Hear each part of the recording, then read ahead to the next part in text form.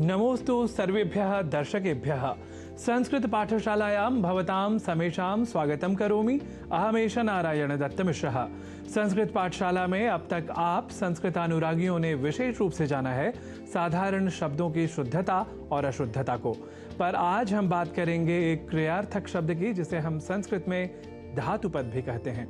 एक धातुपद या क्रियापरक शब्द है भव, जिसे हम साधारणतः भवः इस रूप में अशुद्ध लिखा पाते हैं, और इसी अशुद्ध रूप से प्रभावित होकर हम में से कई जो सामान्य रूप से संस्कृत के भव शब्द से परिचित नहीं होते, वे भवः या अशुद्ध रूप भी भव के स्थान पर भी बोल जाया करते हैं। देखिए, भव का अर्थ है हो या हो, जबकि भवः का अर्थ संसार या स्वयं भगवान शिव यह होता है। हम इन दोनों अर्थों को वाक्यों के प्रयोग के माध्यम से भी समझ लेते हैं।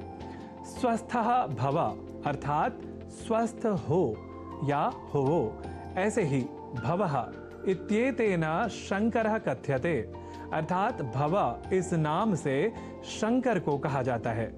तो भव और भवः इन दो शब्दों के भिन्न भिन्न अर्थ को जानकर अब आप समझ चुके होंगे कि जब हम संस्कृत के कई वाक्य भव या भवः इन दो शब्दों के बीच का अंतर जाने बिना बोला या लिखा करेंगे तो यह स्पष्ट ही है कि इन दो शब्दों के अलग अलग अर्थ होने के कारण हम कई बार अपनी अल्पज्ञता या अनवधानता के कारण अशुद्ध प्रयोग कर रहे होंगे। इस तथ्य को और स्पष्टता से जानने से पहले हम कुछ और वाक्यों का प्रयोग कर लेते हैं। जैसे हम आशीर्वाद देने के क्रम में यशस्वी भव, सौभाग्यवती भव, विजयी भव जैसे वाक्यांशों को व्यवहार में पाते हैं। वाक्यांश इसलिए क्योंकि अभी इनमें कर्ता कौन है यह स्पष्टतः नहीं लिखा हुआ। जैसे यशस्वी भव का अर्थ है यश वाला या यशस्वी हो या हो या होवो, जिसके लिए यहाँ साधारण रूप से संस्कृत शब्द जो दिख रहा है वह है भव। तो इसका कर्ता या कर्तृपद होगा त्वम, जिसका अर्थ है तुम।